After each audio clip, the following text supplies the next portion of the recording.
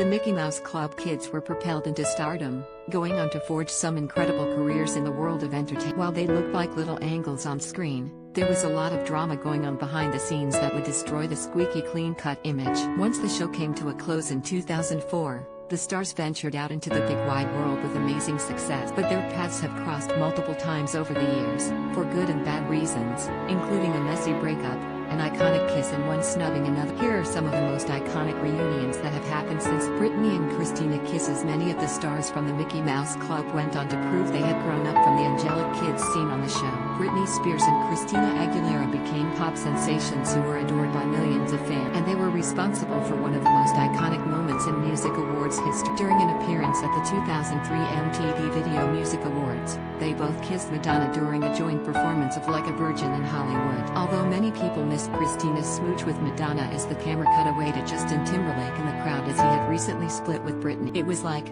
okay, it's two girls kissing, Christina said last year. It wasn't shocking back. It's not shocking now, to me. But it's so many things.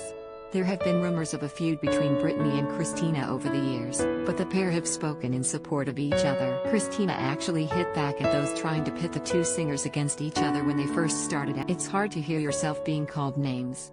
I remember being hurt by these commercials on MTV, pitting Britney as the good girl and me as the bad girl, Christina told Cosmopolitan in 2018. It's like, if I'm going to be demure and innocent, that's okay. But if I'm going to just be myself, Justin and Britney's public split. Justin Timberlake and Britney Spears started a relationship in the air. The former Mickey Mouse Clubhouse stars were the golden couple until their tumultuous split in 2000. Their bitter breakup that followed has been one of the main talking points from the new Framing Britney Spears docu. Having just gone solo as a singer, Justin hired a Britney lookalike to appear in his Crimea River video to make it appear as though she cheated. In an emotional US TV interview, a then 21-year-old Britney was asked about his claims, insisting, "I think everyone has a side of their story, to make them feel a certain way. I'm not technically saying he's wrong.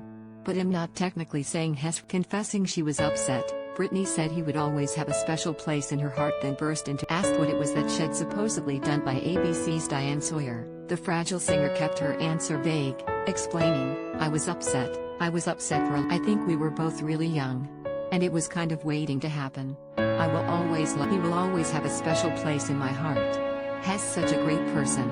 In Britney's new documentary, Justin is accused of using public humiliation to further his own. New York Times critic Wesley Morris referenced Justin's Crimea River music video, explaining how provocative scenes provided assumptions about what went on behind closed doors to create a tabloid buzz at Britney. The way people treated her, to be very high school about it, was like, she was the school slut and he was the school. He essentially weaponizes the video for one of his singles to incriminate her in the demise of their relationship, said Moore. While Dave Holmes, a former MTV video jockey, agreed, Justin sort of made it seem, rightly or wrongly, like she had cheated on him. It really seemed like he took control of the narrative.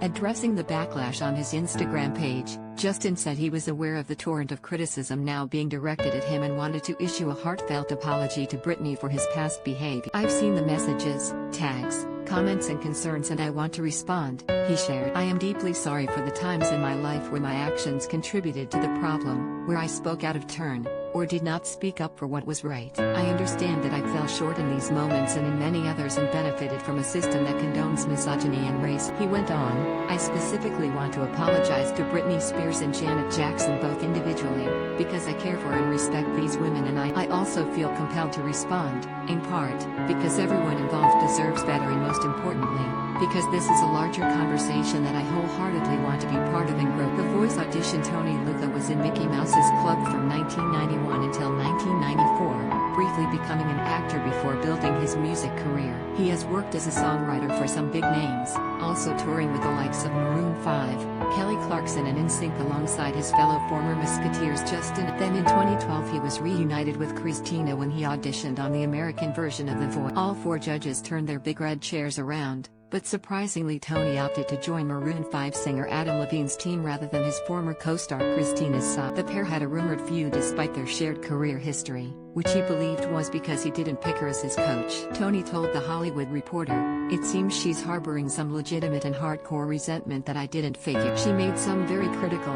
important decisions during the course of the season that surprised a lot. I don't know if what we're seeing now is about a backlash for not picking her or maybe something older and deeper. I don't know.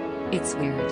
Tony made it all the way to the final of the competition and finished in third place. Ryan and Britney's sweet reunion. Many people might not realize that Ryan Gosling was in the Mickey Mouse Club in 19. Unlike many of his co-members, who went on to have music careers, Ryan became a Hollywood. The actor went on to star in The Notebook and Drive, winning a Golden Globe for Best Actor for his role in La La Land. After more than 2 decades since the gang disbanded, Ryan was reunited with Britney on The Ellen DeGeneres Show in 2018. The pair met backstage while both recording for the same show, with Ryan telling Ellen that hadn't seen each other in a very neither one of us can remember, which I think is a sign that it's been a while. Looking back on their time in the club, Ryan recalled being blown away by his co-stars when I remember when we first got to the show they had all the kids perform for one another. I remember Christina Aguilera and Britney performed, said Ryan. I remember thinking, okay, so they're like freakish. NSYNC. A year after the end of the Mickey Mouse Club in 1994, 2 of the child stars formed a boy band. Justin and JC Chasez had started making demos in Timberlake's house in Memphis, Tennessee,